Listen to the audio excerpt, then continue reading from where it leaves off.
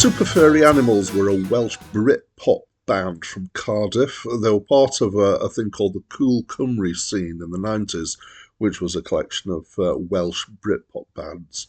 They existed from 1993 to 2010 with a brief reunion after.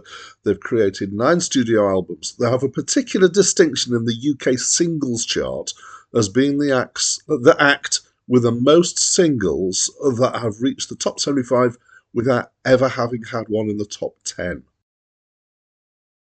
Hi, my name's Dan. So this was the debut album by Super Furry Animals, and it's my first time listening to it.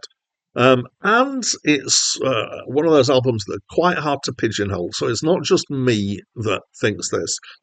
So often if I want to know what other people think about how to classify the genre of something, I look at the Acclaimed music classification, which is the list that I'm using, and so that's what appears during the opening stuff on this video, and I look at Wikipedia. So Acclaimed Music has said this is indie rock, neo-psychedelia, and power pop, and Wikipedia says this is art rock, Britpop, glam rock, psychedelia, and punk rock. So no confusion there at all, of course. It's definitely something in the rock area, I would say. I'm really not sure about the punk. I think that's quite a stretch to say any of it is punk. Now, the Wikipedia listing I have gathered over the time that I've used this, that it doesn't necessarily mean that at any point it's all of those. It's that there could be a mixture of these things going in there. Yeah, so most of them are kind of, I'm okay with that. The glam rock idea is interesting. So at times it does sound like UK glam rock from the 70s. I wouldn't say it sounds like American glam, which I kind of typify as Kiss. But it does have some kind of 70s rock feel to it in places. So I'm going to go out on a small limb here and say that what I heard in here was kind of 20% David Bowie, and 15% the Beatles, 15% Oasis, and 50% Blur. And I kept being reminded of Blur as I listened to this album. And I have to say that this is the Blur that I know.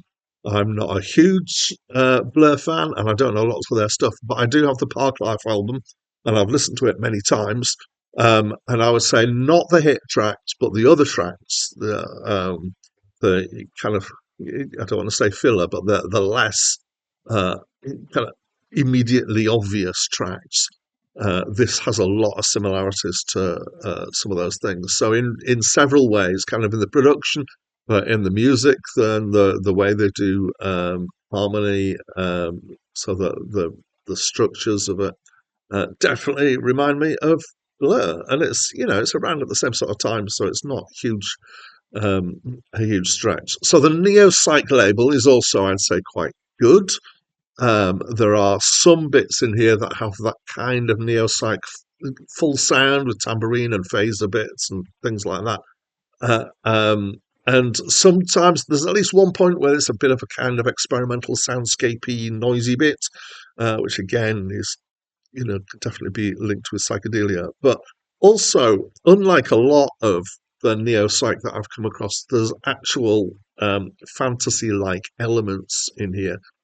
Which was a feature of a lot of the 60s psychedelic music, is that it wasn't really about real life. It was about either something that was idealized and kind of, flowers and bunnies and things like that, or maybe sometimes a bit darker than that. I'm going to pick out one track here, which is Hanging with Howard Marks. So this is about a chap called Howard Marks, who was a notorious drug dealer. And the cover art for the album is a montage of photos of Howard Marks. So I think I'd say that as I listened to this, the first half of my first listen through, I wasn't that impressed or that bothered, but I feel like it gets better through the album. And also, I felt on the second listen through, I enjoyed it more. So I think I would categorize it as possibly a grower. I know long-term growers might need a lot of listening to get there, but it definitely was starting to impress me as I had a second listen. and also still thought the second half is definitely, for me, better than the first half. The first half felt a bit too kind of similar and derivative to other things for me. Anyway, I enjoyed it. It's a good album. I checked back. I have reviewed another of their albums, which was Gorilla, and I like that a little bit more than I like this, but I still like this a reasonable amount, a pretty good amount actually. So that's what I think. And as always, I'd love to know what you think. So please do share that with me by leaving me a comment. And that's it from me for now.